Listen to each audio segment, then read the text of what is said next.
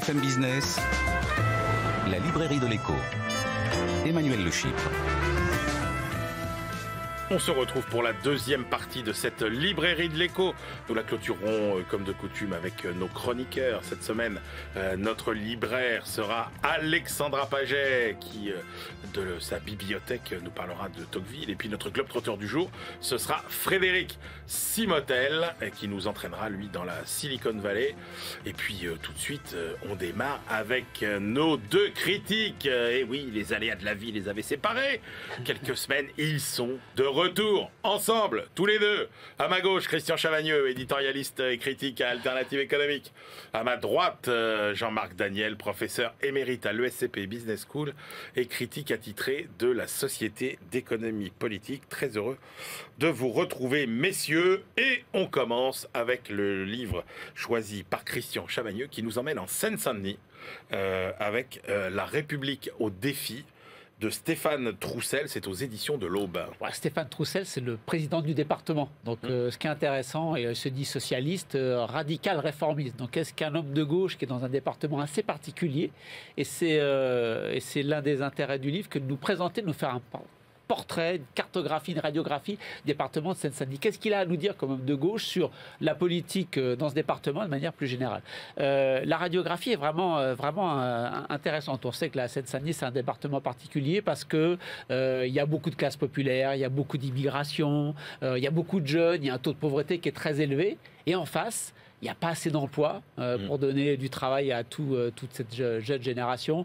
Il y a des services publics qui sont en décrépitude totale. Et bon, on le sait, mais les chiffres que donne Troussel sont vraiment impressionnants. Il nous dit, avec les absences de profs, par exemple, sur l'ensemble d'une scolarité, un enfant qui aurait tout fait en Seine-Saint-Denis perd l'équivalent d'un an de scolarité, avec toutes les absences. On nous dit, c'est un désert médical. Alors, on emploie souvent cette expression, cette région, ce département. Concrètement, ça veut dire quoi? Concrètement, ça veut dire quoi, nous dit Troussel, au moment où il y a la pandémie. Le département ne reçoit pas assez de vaccins pour la grosse démographie du département. Il va voir le gouvernement en disant j'ai besoin de plus de vaccins. Le gouvernement dit pas de souci, voilà plus de vaccins. Et pourtant, le département reste très en retard sur la vaccination. Il y a tous les vaccins qu'il faut. Pourquoi? Tout simplement qu'on n'avait pas de médecin référent. Vous ne savez pas trop comment faire. Quand vous avez une bonne partie de la population qui n'est pas à l'aise avec le numérique, vous ne savez pas comment faire. Toutes les doses ont été utilisées, mais par les Parisiens et les gens des autres départements, en fait. Autre exemple, il y a une vingtaine d'années, il y avait 100 caisses de sécu un petit peu partout dans le département. Quand vous avez un problème, d'ailleurs, il en reste 14. Et pour les publics défavorisés, quand vous coupez ça, vous coupez l'accès aux soins quelque part. Il y a la possibilité de toucher un petit peu d'argent pour vous soigner. Voilà des exemples extrêmement concrets de ce qui se passe dans le département. Alors, vous direz peut-être que Uber va solutionner ça, puisque vous avez plein de gens du 93 qui dit non. Ce qu'il voit Troussel, lui, c'est beaucoup d'entrepreneuriat social, beaucoup d'entreprises qui se créent autour des questions sociales, autour des questions environnementales. L'écologie, pour lui, c'est quelque chose qui doit être organisé bien au-delà du département, bien au-dessus du département. Ça va être une planification plutôt générale, étatique. Et il ne veut pas qu'on passe de la voiture à la voiture électrique. Il veut qu'on sorte du tout voiture. Voilà, ça, c'est pour avoir aussi un petit peu les engagements du personnage. Il ne lui paraît pas que s'il y a une prochaine crise sociale, ça viendra des questions écologiques, mais plutôt des questions de logement. Statistique encore assez impressionnante. 66%, les 2/3 des logements qui sont construits en Seine-Saint-Denis, qui ont été construits en Seine-Saint-Denis, datent d'avant le moment où on a commencé à mettre des normes un peu de qualité, environnementale, phonique, etc. Il dit que le vrai problème, et la prochaine crise sociale pour lui qu'il voit naître, c'est sur la mauvaise qualité du logement. Il faut absolument faire quelque chose. Bon, est-ce que, pour finir, est-ce qu'il est pessimiste par rapport à son département? Bien évidemment non. Donc, président du conseil départemental, il est obligé de dire qu'il est plutôt optimiste. Il y a des raisons quand même. Il voit les Parisiens partir parce que c'est trop cher de vivre à Paris.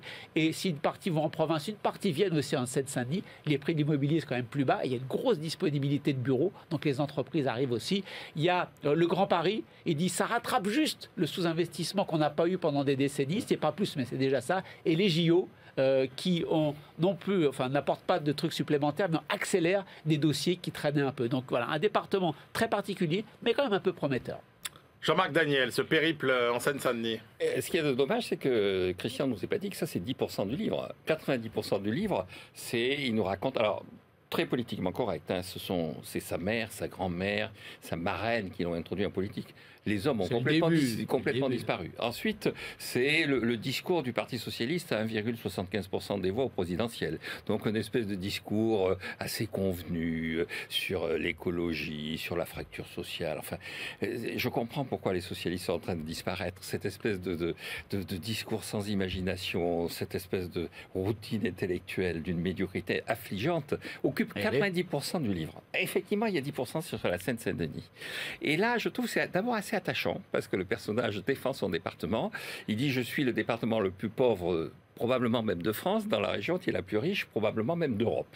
Et donc, mais la seule réponse qu'il a apportée, c'est il faut davantage de crédit. À un moment donné, quand on lui dit effectivement, les profs sont pas là, il y a aussi un passage sur le tribunal qui est à Bobigny, et le journaliste, enfin, qui l'interroge, l'éditorialiste qui l'interroge, lui dit mais Bobigny, il dit non, le problème à Bobigny, c'est que les magistrats restent pas plus de 3-4 ans.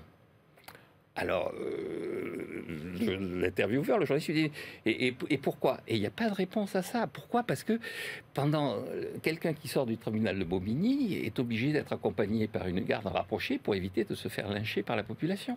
Il y a toute une vision de ce qu'est la Seine-Saint-Denis, à mon avis, qui est absente. Et donc, il identifie les problèmes, il pense que la solution, c'est de remettre de l'argent, et je pense que c'est beaucoup plus complexe. Voilà ce que disait Christian, et qui met sans doute le doigt sur un problème qu'on a déjà évoqué, c'est que finalement, c'est dans les régions qui vont le plus mal qu'on met le moins de moyens, qu'on met les policiers les moins expérimentés, qu'on met les enseignants les moins expérimentés, alors qu'il faudrait faire exactement le contraire. Oui, sauf que les enseignants en question, les magistrats, il le dit bien, tout le monde s'en va. Et les 90% qui restent ne sont pas pathétiques, sont antilibérales. C'est d'où cette force. Cette force exprimée par Jean-Marc Daniel. C'est ça qui l'agace. C'est sur l'idéologie. C'est ça qui l'agace. J'attribue, pathétique à antilibéral, oui. Voilà, là c'est signé c'est signé le pathétique Jean-Marc Daniel. Jean-Marc Danielax. Bon, Jean-Marc, votre choix. Alors on change d'univers avec le livre de Charlène Biondi aux éditions Bouquin, Décodé. Trait d'union codé. Oui, absolument. Donc, vous savez, la collection bouquins, traditionnellement, c'était des vieux textes qui étaient dans des gros livres qu'on mettait. Et là, ils sont un peu crème. Hein. Oui, exactement. Ils sont en train de s'engager dans la publication d'essais. Et là, c'est la thèse de doctorat de cette jeune femme, de Charlène Biondi, qui a été réaménagée, réécrite. Et elle s'intéresse à la technologie, au numérique, sur un texte qu'elle qualifie de technopoétique. Alors, c'est quoi? C'est qu'elle raconte effectivement les enjeux au travers de certains personnages. Donc, un nommé Stuart Brand, sur lequel, je crois, nous aurons l'occasion de revenir. Frédéric Simotel, tout à l'heure, nous en fera le portrait plus précis à travers un livre. Donc, c'est un personnage, c'est un personnage clé de la Silicon Valley. Et elle met en regard Leibniz en tant que philosophe à la fois de l'optimisme, mais aussi de la solitude, etc. Et elle dit, il faut vraiment comprendre ce qu'est les nouvelles technologies. À l'aune de cette pensée, il y a une philosophie derrière tout ça. Et elle dit, en fait, cette philosophie qui se voulait libératrice est en train de se heurter à des mécanismes qui sont des mécanismes où c'est la démocratie elle-même qui est en danger. Elle prend un exemple que j'ai trouvé frappant. Elle dit, vous ne savez pas où est Vélès? Alors, je ne savais pas où était Vélès. Vélès, c'est dans Macédoine. Et c'est un endroit où s'était installé tout un tas d'opérateurs informatiques, tout un tas de youtubeurs, tout un tas de personnages sur les réseaux sociaux qui envoyaient des messages sur la campagne électorale américaine. Et elle disait, ils ont été... Donc, dès que ça bougeait quelque part, ils faisaient la campagne de Trump, ils étaient payés $370, 370 euros quasiment pour leur prestation, et ils étaient en capacité de manipuler, en fait, d'une certaine façon, le résultat d'un certain nombre d'élections. Et elle dit, il y a donc une société qui a une philosophie, qui est une philosophie de la libération, et qui est en train de déboucher sur une pratique de la manipulation. Et la conclusion qu'elle dit, c'est qu'il va falloir réinventer une forme de rapport démocratique au numérique, mais que jusqu'à présent, tout ce qu'on raconte est quelque chose qui est à côté, soit c'est hyper enthousiaste, soit c'est hyper négatif, mais c'est à côté de véritablement l'enjeu qui est de trouver un mode de relation entre les individus au travers du numérique et qui préserve la démocratie par-delà la manipulation. J'ai trouvé ce livre, c'est quelquefois assez abscon, mais j'ai trouvé ce livre passionnant. J'ai hâte de savoir ce que Christian pense de ce livre. J'en ai aucune idée. Oui, moi aussi. Des fois, on se dit, bon allez Christian, il doit penser. Alors là, je suis d'accord. Quand je l'ai lu, je me suis demandé, que va dire Christian? Quand j'ai commencé, j'ai eu peur. Parce que le tout début, mais uniquement le tout début, c'est plein de banalités sur le numérique. Je me dis, oh là là là, on est mal parti. Puis finalement, l'autrice rentre dans des sujets beaucoup plus intéressants. Sur la première moitié du livre, je parlerai après de la deuxième moitié, mais sur la première moitié du livre, elle nous dit, par exemple, regardez, l'univers numérique, c'est le fameux métavers. Zuckerberg, quand même, a mis 10 milliards de dollars, pas un petit montant, pour créer quoi? Un univers complètement virtuel. La différence entre le virtuel et le réel devient un petit peu floue. Hein. On est un peu dans Ready Player One de Spielberg.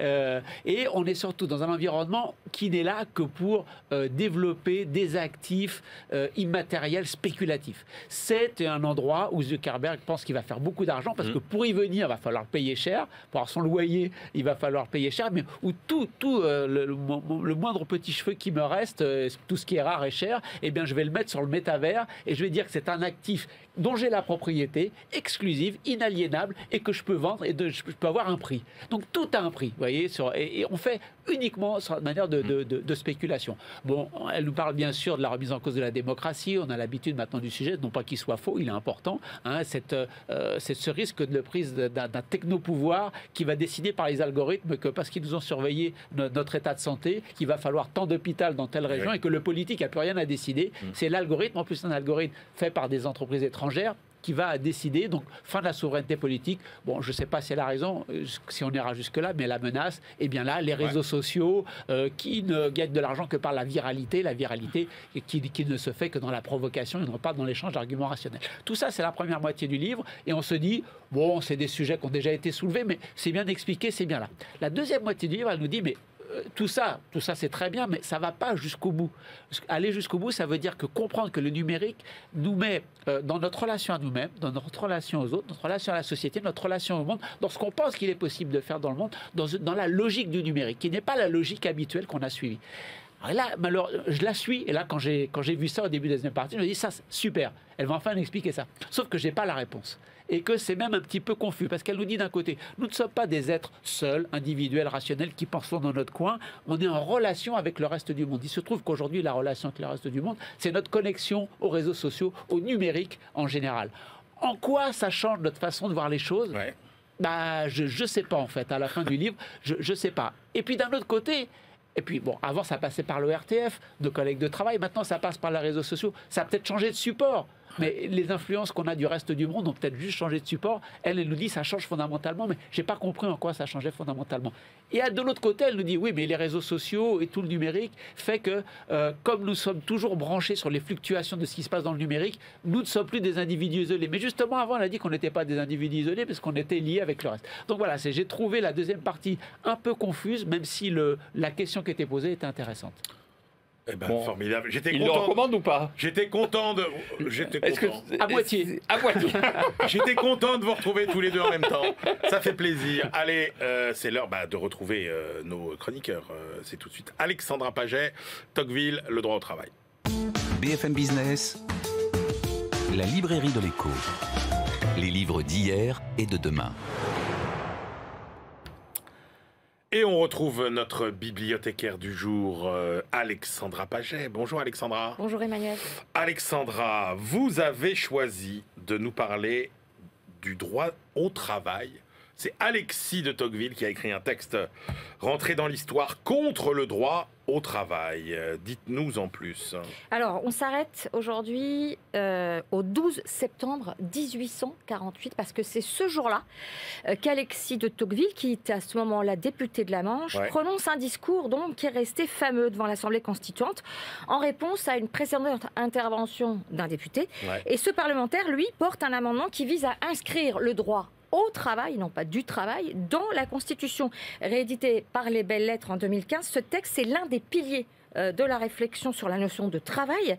Vu comme un droit ou comme une liberté fondamentale, cette intervention aurait sa place dans les débats de notre actuelle Assemblée, Emmanuel. Alors Tocqueville, redites-nous quand même quelques mots sur l'auteur. Alors l'auteur de La démocratie en Amérique, c'est le texte publié en 1835 qu'il a fait connaître. C'est un libéral et un démocrate. Sa thèse, les sociétés modernes sont portée vers une forme de despotisme, la tyrannie d'une majorité uniforme et conformiste qui s'en remet à l'État tout-puissant. Et tout le travail de Tocqueville consiste à contrer cette dérive de la démocratie. Les remèdes qu'il propose, la décentralisation, l'indépendance du pouvoir judiciaire, la défense de la liberté de la presse, le respect des croyances, infiniment modernes. Alexandra, la question à laquelle s'attaque Tocqueville, c'est le travail peut-il faire l'objet d'un droit? Et alors la réponse de Tocqueville est non. Mais 100 fois non, hein, vous l'aurez deviné, et Tocqueville, le libéral, s'oppose radicalement au socialiste Ledru-Rollin, qui soutient cet amendement à ce moment-là. Leur joute historique a des résonances particulières, hein, ça fait plusieurs fois que je vous le dis aujourd'hui, où l'Assemblée nationale, la nôtre, voit s'affronter des conceptions radicalement opposées, un débat démocratique bien vivant, à nouveau donc, mais pas tout neuf. Écoutez Tocqueville, l'amendement qui accorde à chaque homme en particulier le droit général absolu irrésistible au travail, cet amendement mène nécessairement à l'une de ses conséquences où l'État entreprendra de donner à tous les travailleurs qui se présenteront à lui l'emploi qui leur manque, et alors il est entraîné peu à peu à se faire industriel. Et la conclusion de Tocqueville, donc Alexandra? Le trait qui caractérise les socialistes de toutes les couleurs, de toutes les écoles, c'est une défiance profonde de la liberté, un profond mépris pour l'individu pris en lui-même. C'est l'idée que l'État doit être, pour ainsi dire, le maître de chaque homme. Pour Tocqueville, les socialistes trahissent en fait l'esprit républicain issu de la Révolution française. En abolissant les privilèges, cette révolution veut donner à chaque citoyen des lumières et de la liberté, mais en aucun cas se transformer en nounou omniprésente. Le socialisme, selon Alexis Tocqueville, infantilise les citoyens. Il recommande que l'État se cantonne à veiller à ce que tous les ouvriers qui se présentent pour chercher du travail en trouvent toujours chez les particuliers. Autrement dit, il préconise la régulation par le marché donc, et de laisser les acteurs libres de passer le contrat qui leur convient. Une leçon de responsabilité individuelle qui a visiblement trouvé un écho chez l'actuel président de la République, Emmanuel Macron, qui classe par exemple le libéralisme parmi les valeurs de gauche, je le cite, et juge que l'État a sa place mais en a trop pris. Bref, on peut être de gauche et en même temps pas socialiste, CQTD, c'est ce que Tocqueville donc a démontré dans ce texte. Merci beaucoup Alexandra Paget. Allez, maintenant place au voyage et on retrouve aujourd'hui dans le rôle de notre globetrotter Frédéric Simotel. BFM Business, la librairie de l'écho, les livres d'ailleurs. Cher Frédéric, bonjour. Bonjour Emmanuel. Bon, j'irai pas par quatre chemins Frédéric, quand vous nous avez parlé de ce livre, vous nous avez dit c'est un des livres les plus incroyables qu'on a jamais écrit sur la Silicon Valley. Exactement, oui, c'est tout à fait ça. Alors, ça s'appelle Whole Earth, donc toute la Terre, si je traduis littéralement. Ouais. The Many Lives of Stewart Brand, donc toutes les vies de Stewart Brand. Et c'est John Markoff qui a écrit tout ça. Alors c'est aux éditions Penguin Press. Et franchement, alors là il est en anglais, mais vivement qu'il soit en français pour que ça puisse profiter à un maximum de monde, parce que c'est quand même assez sensationnel. Donc l'auteur John Markoff, c'est qui? Oui, c'est un rédacteur sur la tech, sur l'informatique, du New York Times, voilà, donc il connaît bien tous ces sujets. Et là, il se concentre sur toute cette contre-culture des années de la fin des années 60, le début de la Silicon Valley, et il s'intéresse particulièrement à un personnage qui s'appelle Stewart Brand. Ouais. Alors Stewart Brand, ceux qui suivent un peu l'histoire de la Silicon Valley ont plus ou moins entendu parler de lui. C'est lui qui a inventé le terme personnel computer. C'est lui qui a influencé Steve Jobs sur beaucoup de choses. On pense que c'est lui qui l'a initié au LSD, parce que vous allez voir la suite. Et puis c'est lui qui l'a inspiré, vous savez, le célèbre discours de Steve Jobs à Stanford, soyez insatiable, soyez fou. Ben ça, c'était une des phrases célèbres de Stewart Brand. Alors, c'est une quarantaine d'entretiens avec Stewart Brand, qui se définit lui-même comme un troubadour intellectuel chimérique, un provocateur, un écolo pragmatiste. Alors, en 66, il est un impresario de la contre-culture dans la baie. Il organise un festival, musique psychédélique, les Grateful Dead, du LSD à tous les étages. Il apparaît torse nu avec un haut de forme, il a un pendentif indien, il a des plumes sur la tête, voilà, on voit. D'ailleurs, c'est un contraste avec le début des années 2000 où il apparaît, c'est le consultant en technologie. Il est pour les. Alors, bien que jeunesse se passe, mon cher. Il est pour l'énergie nucléaire. Il dit que c'est ça qui va nous sauver. Il écrit avec sa première femme un livre qui fait vraiment écho dans la Silicon Valley. Alors, c'est un espèce de catalogue un peu fourre-tout. Ça s'appelle The Whole Earth Catalogue. Alors, il y a des pages illustrées, surdimensionnées. Il y a des manuels d'instruction pour les habitants des communes ou le guerrier rose des banlieues, des informations pour acheter des équipements électroniques reconditionnés, commander des aliments naturels en vrac, il y a des promotions pour des équipements multimédia, des résumés de livres sur l'environnement, des méthodes d'accouchement naturel, des massages, voilà. Mais vous savez que Steve Jobs dit, mais ce livre-là, c'est le premier livre de la culture, pour moi, c'est le premier livre qui explique ce que sera Google, parce que c'est un livre où on trouve tout dedans. Donc c'est un peu le Google il y a 35 ans avant, et donc voilà, et donc ce personnage, Alors, mais son livre, il est récompensé quand même. Ouais, il a même été récompensé en 1971, d'un National Book Award tiré à 1 million d'exemplaires. Et voilà. Et puis derrière, alors il s'assagit un peu, mais quand même, en 84, il préside une conférence sur les pirates informatiques. Après, il a inventé plus tard, il a fait une communauté Internet en ligne dans la région. Enfin voilà, il continue à avoir des soirées psychédéliques. Pendant un moment, il est devenu la montagne à propos d'un voyage au LSD que Brand a vécu au milieu des années 60, alors qu'il visitait la terre de la nation Navarro, des Indiens. Voilà, il est un peu foufou, mais voilà, il a pas mal d'idées. Est-ce qu'il est devenu riche ou pas?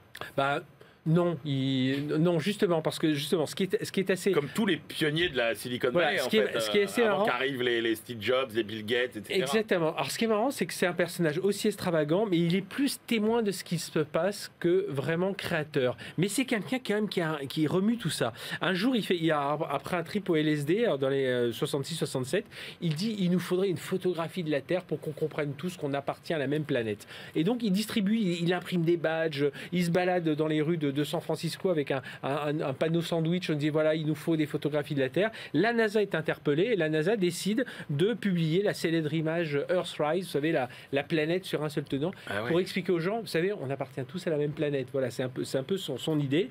Et alors, selon Markov, il aurait provoqué un changement sismique. Hein, tout le monde se serait mis à penser que la Terre entière, on appartient tous à une même planète. Bon, en fait, il y a d'autres écrivains qui sont assez influents sur ce domaine. Mais voilà, c'est tout ça. Et Markov, à travers ses entretiens, il raconte 40 ans de création de la Silicon Valley à travers un peu ce gars-là, le début un peu psychédélique et puis la suite un peu rangée. Est-ce qu'il a beaucoup changé au cours du temps? Il a fait, hop, je pars complètement en vrille, je reviens un peu sur le terrain, il faut du nucléaire parce que c'est ça qui va nous sauver, il faut... et puis finalement... Et aujourd'hui alors Et aujourd'hui, non, aujourd'hui il est revenu un peu, il s'est contré lui-même, hein, il pense que la techno et la science, est-ce que ça doit vraiment participer à la croissance économique? Il craint l'énergie nucléaire, l'impact sur les déchets nucléaires, il pense qu'il a échoué sur plein de sujets, la drogue, la pratique spirituelle, la politique de la nouvelle gauche, les chauffe-eau, le sexe gratuit, sexe donc, libre. Il écrit l'anti-bouquin quasiment de ce qu'il a écrit voilà, c'est ça, 40 ans plus tôt. Voilà, c'est pensé en complètement... Voilà. Mais il continue à intervenir. Il est intervenu il y a 2-3 ans dans une conférence sur les NFT, sur les cryptoactifs à Prague. Donc c'est quand même quelqu'un d'assez original. Voilà. Mais c'est surtout... là, il travaille sur un projet avec Jeff Bezos pour faire une immense horloge qui doit garder l'heure pendant 10 000 ans. Elle va être installée dans une montagne qui appartient à Jeff Bezos. Et donc, pour rappeler à tout le monde, on vit le même temps, on vit la même époque, on est sur la même planète. Le même temps, sur la même planète. Voilà, en tout cas... Et il prend toujours du LSD je pense qu'il en prend un petit peu moins, parce qu'il vieillit, il a quand même 84 ans aujourd'hui. Mais voilà, c'est vraiment... C'est un livre sur la Silicon Valley, mais qui est autre chose qu'à raconter. La naissance d'IBM, la naissance d'IBM, la naissance d'Oracle, la naissance de tout ça. On est vraiment là dans cette pensée qui a fait la Silicon Valley. Merci beaucoup Frédéric Simotel pour nous avoir parlé de Stewart Brand, personnage fantasque et passionnant. Eh bien, c'est l'heure de nos ultimes choix. BFM Business, la librairie de l'écho. Les livres de la dernière minute. Allez, Jean-Marc Daniel, quelle est votre ultime sélection pour aujourd'hui? Eh bien, je reste dans le numérique, cette fois-ci. Il est déchaîné, Jean-Marc Daniel. Ça y est, il a basculé dans un autre monde. Alors, cette fois-ci, c'est le Bitcoin. Donc, un livre qui s'appelle Bitcoin et crypto-monnaie facile par Claire Balva et Alexandre Stachchenko. J'espère que je n'écorche pas son nom, aux éditions First, qui est un livre. Alors, c'est un livre très descriptif qui vous apprend comment, d'abord, ça fonctionne, quels sont les enjeux, quelles étaient les motivations des gens qui ont créé la blockchain, le Bitcoin en 2008. Et puis, quels sont les avantages et les risques à s'engager dans cette aventure de l'achat de crypto-monnaies. On voit bien en ce moment que c'est plutôt risqué, mais ils sont assez pondérés dans la façon de présenter les choses. Donc, c'est un livre à lire pour comprendre. Très bien. Christian Chavagneux, votre dernier choix pour aujourd'hui. Le dernier livre de Dominique Méda, en fait, qui regroupe les chroniques qu'elle a publiées dans Le Monde pendant le premier quinquennat d'Emmanuel Macron. Le titre, c'était Les années Macron. Et bien évidemment, c'est la loi du genre. Il y a plein de sujets qui sont traités, mais on retrouve quand même des axes qui reviennent régulièrement. Le rôle de l'entreprise avec un rôle social et sociétal, et pas seulement faire du profit. La nécessité de protéger la protection sociale contre les attaques d'Emmanuel Macron. Et puis, bien sûr, la grande réflexion de cette chercheuse sur est-ce qu'on peut avoir de la prospérité sans la croissance? Qu'est-ce qu'un monde de post-croissance, qu'est-ce que ça voudrait dire? Beaucoup de chroniques sur ce sujet, ça se lit très très bien, très facilement, un ensemble de petits textes. Et il n'y a pas de chroniques qui sont dépassées, je veux dire. Non, franchement, pas du tout. C'était le dernier quinquennat d'Emmanuel Macron, c'était il n'y a pas si longtemps. Okay. Et ben moi je termine rapidement avec ce livre, moi que j'ai bien aimé, l'approche est intéressante. Guillaume Leblanc, La solidarité des éprouvés, pour une histoire politique de la pauvreté. Il renouvelle totalement le regard qu'on a sur la pauvreté avec cette phrase qui est bien trouvée. Les vies pauvres ne sont pas de pauvres vies. Voilà, Guillaume Leblanc, il est professeur de philosophie sociale et politique à l'université Paris-Cité. C'est la fin de cette librairie de l'écho. On se retrouve la semaine prochaine et d'ici là, bien sûr, bonne lecture.